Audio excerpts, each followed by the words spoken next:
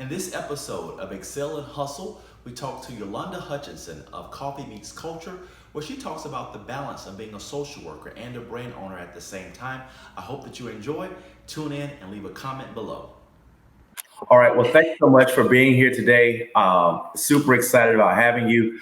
To everybody who is watching the future replay of this, I certainly apologize about the technical challenges that we've had, but we are here joined by Yolanda of Coffee Meets Culture. Yes. How are you today, Yolanda? Doing great. Awesome. Now, I know that you're based in New York, so are you there now? How is it going? How is the shelter in place been for you during this time? Yeah, I'm in New York. I live in Long Island. Okay. Born and raised there. Wow. And okay. Yeah, shelter in place is still going on. The county that I live in, we're very close to New York City. So the county that I live in, it's the second highest COVID numbers outside of New York City itself. Wow. Okay. Exactly. So it's a lot. And I can only attribute that to we have a lot of people who commute. You work in my county, and New York, the boroughs of New York is 15 minutes away. So people constantly commute back and forth. Yes. And I think that's really what the brunt. A lot of people work there, and then when they were put in shelter in place, they were hit with the COVID. Wow. Unfortunately, yeah. So a lot of Uber Eats, a lot of DoorDash, a lot of Grubhub, a lot of takeout. Okay. Absolutely, yes. A lot of cooking at home for me. A lot of cooking at home for you. A lot of cooking. Totally understand. Yes. I think that, obviously being here in Florida, we're on one side, or at least in Jacksonville, we're neighboring the Atlantic Ocean. So a lot of the amenities that come along with, being in Florida, such as access to the beach and just the warmer weather, has really, at this date, forced, I think, some state officials to be proactive with reopening. And I think it's been helpful in a few ways to reopen gradually. So we're just now at the place where we're in phase 2 in Jacksonville, where restaurants are starting to open up to a certain capacity. The beaches are open up to a certain capacity, just for, obviously getting in the water, but no lounging, no beach towels, no, just doing what you normally would do. But thanks so much for being here with me today. It's interesting that we connected through a Facebook group.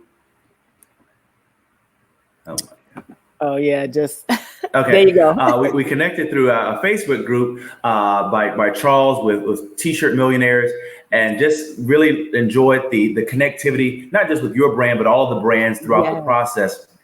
And so certainly wanted to be able to have an opportunity to have a spring fashion show. That was the original intent. At the start of 2020, I had all of these great ideas that, hey, I'm gonna do this, we'll do that. And then right around about the middle of March, it just kind of went, south downhill. But nevertheless, thank you so much for being here today. So it's really going to be conversational style. We'd love to hear more about Coffee Meets Culture, your journey to launching this particular this brand, and how is it going for you. So if you don't mind, tell us a little bit about Yolanda and how you got started with Coffee Meets Culture. Okay. My name is Yolanda Hutchinson. Yeah. I am a social worker by profession. Oh, nice. Yes, I'm a social worker by profession. And part of the reason that I kind of started Coffee Meets Culture. Yeah. First, let me go, because I know both of us have something in common. So let me start this here. Right. Yes. So part of my education is through HBCU. Really? Go. Yes. I'm a rattler. Yes. Proud Florida M graduate. I attended North Carolina Central University in Durham, North Carolina. Nice. North Carolina Eagles. Okay. And so I know we had that in common. Yes. Go the HBCU experience. Right. And so that's it. I went to school here in North Carolina. I'm currently here now visiting my daughter, who's a North Carolina A&T student. Oh, wow. Yes. And so all my life, I have been brought up in an entrepreneur family. Yes. My family has owned a pest control company. We sold it a few years ago, but a pest control company since 1975. Yes. And so all my life, my parents have worked for themselves. And I've got a chance to see the hustle, the grind that they did, and set the groundwork for us. Future entrepreneurs, and so to kind of push forward with the brand, like I said, I'm a social worker. I my family, my brother and my sister-in-law own a specialty coffee shop in Long Island called Buy Good Coffee. Okay. And every time on the weekend or when every time I'm visiting, I sit in the coffee shop and I'm sitting and having such wonderful conversations with people from all walks of life. Right. You know, and so when you walk into a coffee shop, sometimes people don't see enough of us who own specialty coffee shops. Right. And they always ask, like, who's the owner? Right, right. My brother's always like, well, I am. Right. So, and part of that is him educating people on specialty coffee. I mean, he's a coffee brainiac. I see. Yeah, with different regions of the world, and coffee comes from here and there. And when I'm sitting there, I'm always meeting people from everywhere, from different religions, different faiths and things. And we strike up such good conversations that we are normally there for hours sometimes just engaging. Sweet. You know, and so with that, you know, I may not have ran across people who from other places or engage in different things if it wasn't for that space for the coffee shop. Definitely. So, you know, food, tea, coffee, you know, it certainly has a way of building and bridging connections for us. I think that certainly during this particular time, it helps when we can have conversation starters, you know, especially with so many people being physically distant, socially distant, that we still have an opportunity to find ways to connect with other people. So the name of the brand, Coffee Meets Culture, is certainly unique. Awesome. So how did the idea of coffee and conversations and interacting with a very diverse group of people, how did that translate or initiate the desire to start a brand around it? Well, you know, I with the conversations, I just thought, let me bring this, you know, and it's a t-shirt brand. But you know, sometimes we also have a message, just like you have a message with your brand. And it's just meeting the two, you know, and part of that, I am excited. And sometimes when I get a chance to go visit different places, is to go and to visit that specialty coffee shop and strike up conversations with the owners or the people that are there. And so I say, you know what, let me bring the message and put it on, you know, on the t-shirts or sweatshirts and bring it to the people. And it's just something really fun. I think I'm having a lot of fun doing it. And it's just something fun to bring together that message. You know, what good is it to have a brand or any type of effort if you're not having fun around the product, you know, or fun around the process? Because the enjoyment obviously comes from, you know, making sales and things of that sort. But if you're not enjoying the journey, then it has very little meaning to the overall effort. So kudos and shout out to you for doing that. Certainly, you know, as I've shared throughout this process, just behind the scenes, sometimes my wife and I laugh about just the whole process of making shirts, you know, here at home. Whereas, you know, what's going on with the lights? Because, you know, the machines are running. And so the lights sometimes will flicker just because it's using so much power. But, you know, everything is OK. But sometimes you just got to find small creative ways to enjoy the journey of what you're doing. So definitely can attest to that. So how did you get started with your brand? I mean, as far as the logo design, you know, commitment to shirts, how long have you been in part of that process? Talk a little bit about the genesis of Coffee Meets Culture. Okay. I enlisted a freelancer to do my logo. I am not creative at all in that aspect. So I kind of bought the names and I said, this is kind of like what I'm looking for. And it came out with like a coffee stain with a little splat on the side. On the side. And so that's where it is. I personally don't print my shirts or anything like that. So the process is trying to find and information. First of all, where it started was YouTube. Was a wealth of information for me. And I've been really consistently watching YouTube for 2 years. You know, my daughter has done so for many years, and I didn't know that a wealth of information is on here. You know, that's why I tell people, if you are starting a business, especially this e-commerce space for me is very different from the brick and mortar that my brother has and the brick and mortar that my family had. So that's where I started with gathering the information. And certainly is there a need for the shirt in a space? And definitely people from around the world drink coffee. Yes, absolutely. Yes. I think of all the brands that I've seen inside of that Facebook group, it certainly is as a testament to know that there is one totally connected to a certain type of food or beverage. So you definitely have a unique niche attached to your brand.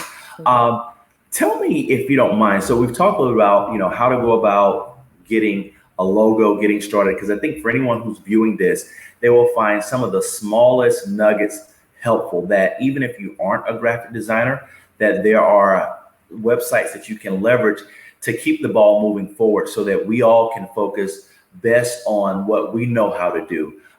So talk a little bit about that so you got your logo, you decided to move forward with it. What was that first sale like, or that first person wearing your product like? What was that like? What was that feeling like? Oh, let me tell you something. It's just awesome. When you take the logo and you take whatever words that you have and you place it on your shirt and you see it for the first time on screen, or, you get that package and you're like, oh my gosh, this is real. For those of you who are listening out there and say, I don't have the know-how, I don't have this and that in place. Listen, platforms like this, you have a wealth of knowledge right there. Yes. I have the first time someone had bought my shirt, I was ecstatic because I usually connect with people on Instagram. Okay. Yes. And that's where I usually see people and they're asking me about the brand and they want a shirt, and I tell them where to go. And just to see someone send me a picture and say, hey, I got this. And I'm like, oh my goodness, little old me, and someone is wearing it and, spreading the message. So Soon to be big old you. Absolutely. Yeah, absolutely. Absolutely. Right. Well, certainly I think that that feeling I can attest to the same as well, especially, once they share it, that, you created something that they found value in, that they were willing to exchange, their hard-earned money for. Certainly is a very cool feeling, and I know that is something that we all thrive for. It's not just the fun and you've got the systems in place, but actually making sales as well. In terms of any impact on what you've been able to do in the past couple of weeks, past couple of months, as it relates to the pandemic. Talk a little bit about that, how that has impacted your business, and maybe some things that you had to tweak for the better that maybe you would not have done if this outbreak had not taken place. Listen, if you have nothing, during this time, you have nothing but time, to think about other things. And so I do have a chance now to kind of sit down and try to hone in on, even though when we start a niche, if you will, and it's like, how do I further that? How do I hone that in a little bit to do some more research? And listen, I'm constantly evolving. One thing that came about, unfortunately, during this time, we have certain social issues, things that happen in Georgia. I'm sure that people are aware of a young man who lost his life due to Senseless Act. And I actually created a shirt for myself, being that I created a shirt for myself. And then it's really not a part of my brand, but I created something. And that's during this time that was, helped me to kind of think and say, there's some other things, some other possible things that are out there, along with spreading a message, just like social injustice. And so that's one thing that I came up with, a T-shirt that I came up with. But, awesome. Yeah. Cool. That is so neat. I think that, as you attested to, so much time is on our hands that we don't have an excuse not to be able to strategize and think and connect and build relationships with, because it's all in perspective. Yes, it may have derailed some plans that we had. It may have, taken us for a loop. But during this time and season, I think if we just, stretch ourselves a little bit in the direction of creativity and ingenuity, it certainly can be a huge source of inspiration for us all. That is so cool. Question for you: in terms of taking a look at where your brand is right now, what is the biggest lesson that you've learned as an apparel brand owner that you can share with someone else? The biggest lesson I would say, I think you just hit on it about being creative. You Right. know, how can I take this piece of it and kind of tweak it a little bit Right. and learn something? Is there something out there that I'm not tapping into? Ah, You know, is it even strategizing now? Is just putting your goals and strategies in place. I think that's one of the biggest lesson that I've learned. So when we all come out of this pandemic, you know, right. I'm still going to be there and be present, but when we are opening back up, what am I going to be doing now? I mean, doing, Right. you know, in the future. Yes, yes, Yeah. yes. I think one of the things that I've really taken a liking to with, in a good way, related to the pandemic, is just how the music industry and many artists have totally revamped some of their processes. Now, granted, some are, you know, having a challenging time because they were so accustomed to being on the road and having gigs. And obviously there's the backstage crew that's been significantly impacted. But I have seen a number of artists take to the internet and offer virtual concerts. I mean, I'm sure we've all seen or heard of the breaking the Instagram server system between Teddy Riley and Babyface. I mean, how epic was that battle? Just to see that, even though it was fun, you know, but just to know that we don't have to stop what we're doing just because the way that we thought we were going to be able to do it has been limited in some ways. I think that just allowing ourselves to think just a little bit differently about what else can we do. You know, it's sort of like, you know, your grandmother back in the day. It may not have been the meal that you wanted, but she made something out of nothing in many respects. So certainly I think the level of ingenuity that we have has got to take it to another level during this particular time. So you're a social worker. Yes. Business is not full-time yet. So there has to be a level of balance or harmony or rhythm or systems in place that will help you keep both afloat while one replaces the other. Share a little bit about how the process has been between balancing what you do traditionally in social work versus where you are and what you hope to do with your brand. How does that process look for you? Oh, yes, I'm still working. I'm not working. I work every other day.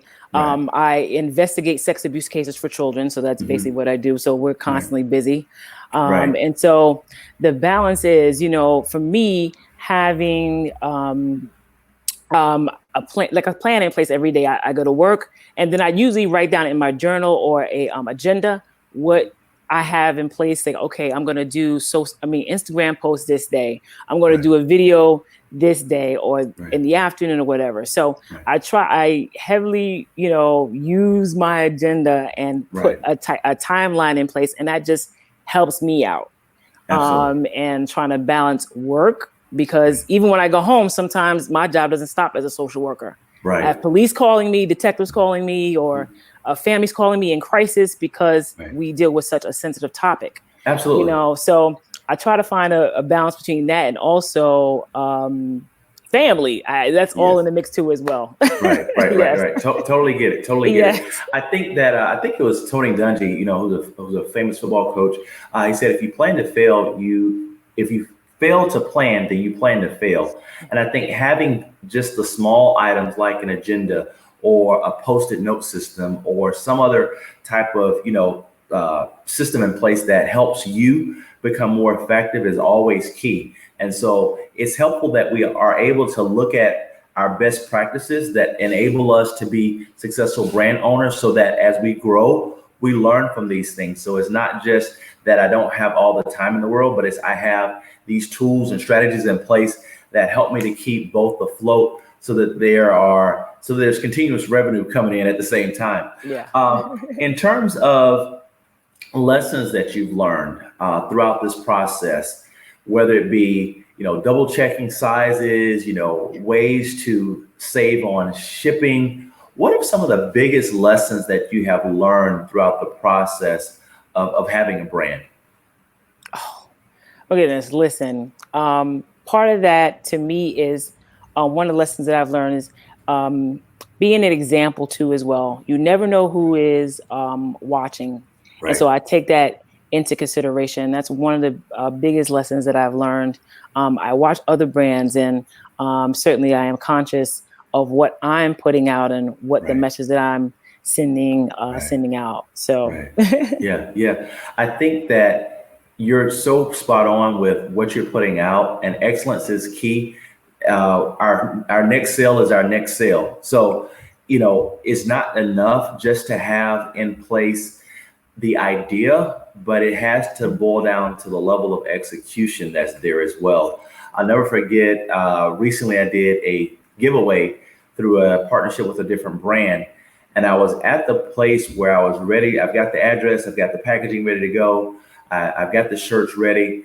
And lo and behold, for that one design, I was out of that particular shirt that was, requested. Not only was I wasn't necessarily out of the design, I was out of the correct size. And I mean, I'm ready to just, ship it off. And part of my thought process is, hey, this is a giveaway. I want to value this recipient just as much as I would a customer. And I realized that it's important for me to make sure I have all the details. So sometimes even just the small things, you learn that you have to be particularly careful with requesting information, sending information back out so that you don't disappoint the end user. Because suppose I had decided it was a free giveaway, so I'm just going to send it to you anyway. Then they could have been severely disappointed and said, hey, I thank you for sending it, but this is the wrong size. I clearly put, so we always want to be conscious of putting individuals first that can help us. And that is ultimately our customers and those that are brand ambassadors for us. Totally agree. Absolutely. What are you looking forward to with Coffee Meets Culture? I know that spring is here, but the summer's around the corner. Are you going to try to leverage your daughter's in North Carolina A&T contacts? What are you looking forward to in 2020? Oh yeah, listen, I know that, these millennials, they are the 20-something group, constantly, wearing things that are a little different. I'm like, should I put some pops of color in? They're always constantly doing little Instagram photo shoots. So right. Too as well. But one of the things that I like to do, like I said, I just mentioned, is like when I visit places, I love to visit other coffee shops. Nice. And I take photos and I enjoy what they have. So even the travel aspect of that, now I'm here in North Carolina, I say, okay, well, if I'm on my way back to New York, where can I go to pick up some things as well? And that's one thing I would love to do is to travel abroad across the world and say, let me visit other people who are sipping on coffee too as well. Right.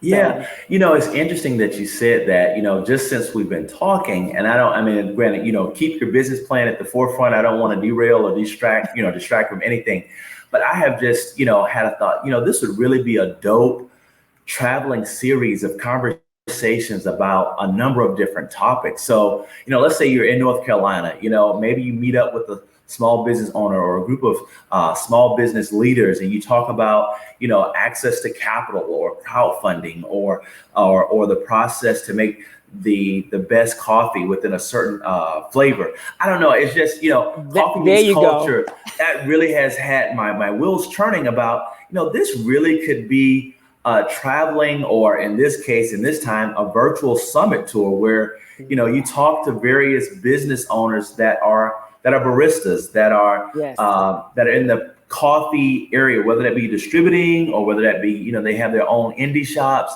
I think that there is so much. Oh, you hit something there. That's seriously. That's very good. Let me get my pen. Right. Seriously. And, you could have some niche shirts like my coffee is mild like my attitude, or I like my coffee dark, or, just something that's like a subliminal message throughout the process to let them know that, hey, okay, coffee does meet culture. You know what I mean? So that's very good.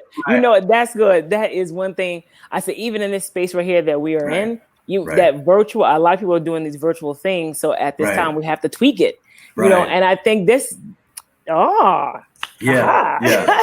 I mean, I don't know, obviously it'll be up to you and how you but that's really good. Twist and spin on it. but I think that there could be a lot to it, that coffee meets culture, and it's all around, and, you could have sponsorships related to, for this particular month, we're sponsored by this up and coming coffee shop or this particular coffee manufacturer, or you could have, I don't know, Keurig to come along and sponsor you for a series around back to school time, or, I don't know, however there's just so many different angles to allow coffee to literally meet culture, man. That's excellent. Thank you so much. That would be crazy.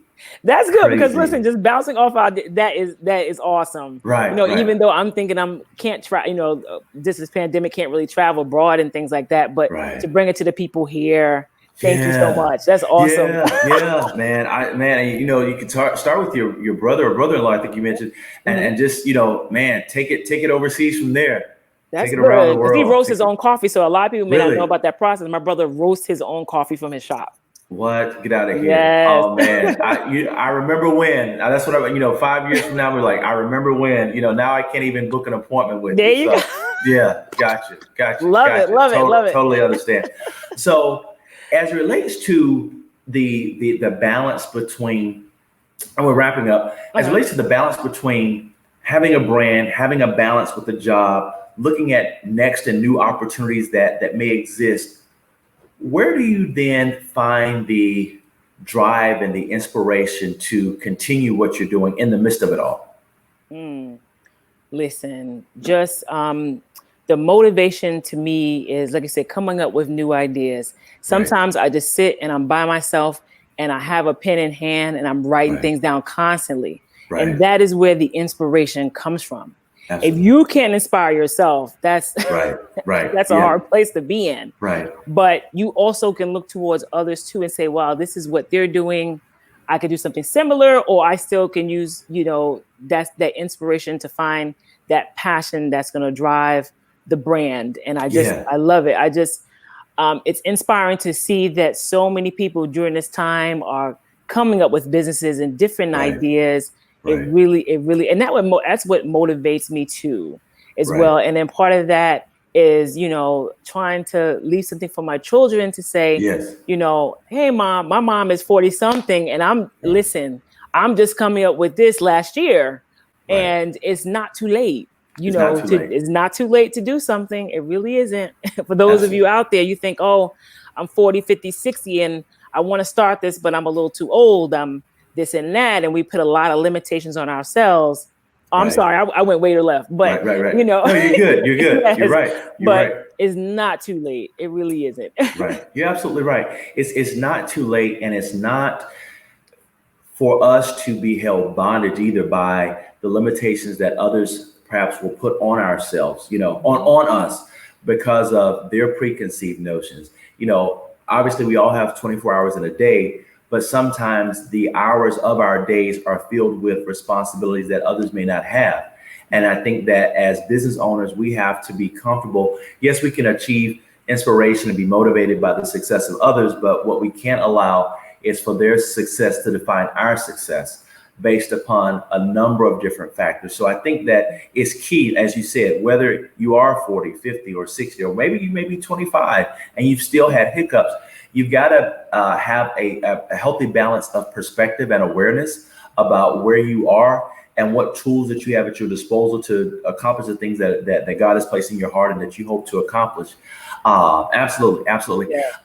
One last question before we wrap up. And part of my emphasis to create Robinson Excel, and that's why, every piece of merchandise that we have has know, believe, and excel. And they all are more of a maturation of thought process. You've got to know what it is that you hope to know, and you got to believe it, because if you know it, but you don't believe it, then that can have effect on the results that you achieve. Mm-hmm. But after you have a knowledge base, a healthy knowledge base of what it is that you want to do, even if it's just getting started, and you wholeheartedly believe in it, excel at it, do great with it, aspire for not just average and mediocrity, but strive for greatness, strive for that next level and appreciate the process, even though it may be difficult, appreciate the process that it takes to get there. So in your opinion, and I know that you have a lot of different, lenses to look from, But which is more important in business? Is it talent or hustle, and why? Okay. I think it's the hustle. It could be a little bit both, but I really think it's the hustle. You can have a brand, but who's pushing that? Right. You know what I mean? You can have the talent and say, oh, even if I have to design this myself, I have the talent to do this and that. You have to push that.